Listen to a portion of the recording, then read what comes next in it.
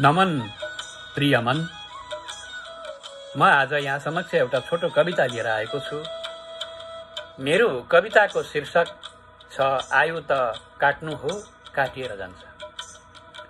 आयु त काट्नु हो काटिएर जान्छ। यो कविता सुनिसकेपछि यहाँको प्रतिक्रिया मैले कमेन्ट सेक्सनमा प्रतीक्षा गर्नेछु र मन परेमा लाइक शेयरको भागीदार पनि हुनेछु र च्यानल सब्स्क्राइब गर्दै बेल आइकन थिचेर यहाँसँग जोड्यौं है भन्ने अनुरोध गर्दै म कविता प्रस्तुत गर्न लागेको छु।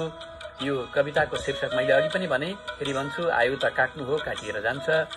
यो कविता मैले 2024 को अगस्त 24 तारिकमा नै लेखेको थिएँ र मैले कविता सुरु गरेँ है।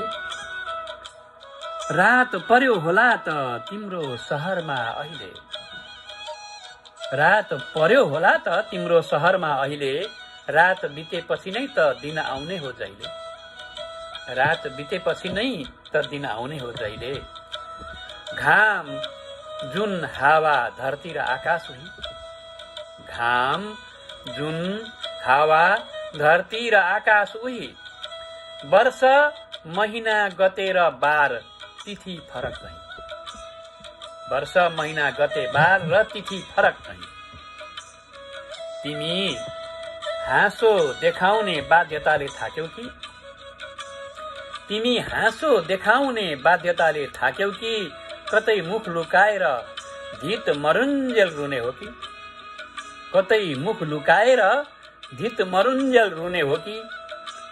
रुवाईले रुवाईले जब पीडा भिजाएर बगाउने छ, रुवाईले जब पीडा भिजाएर बगाउने छ, तिम्रो ओठमा निश्चय नै हाँसो र चमक आउनेछ, तिम्रो ओठको हाँसोमा निश्चय नै चमक आउनेछ।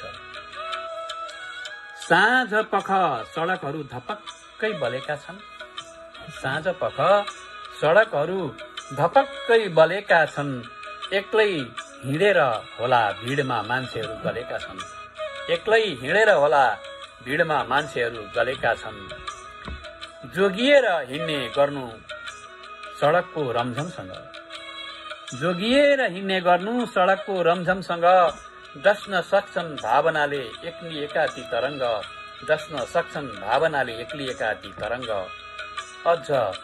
अझ अलिकति पसिना त बगाउनै पर्छ कि, अझ अलिकति पसिना त बगाउनै पर्छ कि, नत्र आँखा टट्याउँदा पनि निद्रा पर सर्छ कि, नत्र आँखा टट्याउँदा निद्रा पो पर सर्छ कि। घमण्डलाई अहिले नै दुराचारै त नभन्ने हो कि, घमण्डलाई अहिले नै त दुराचारै नभन्ने हो कि, किनकि तिम्रो बोलीको कुनै ठेकान छैन कि, किनकि तिम्रो बोलीको कुनै ठेकान छैन कि।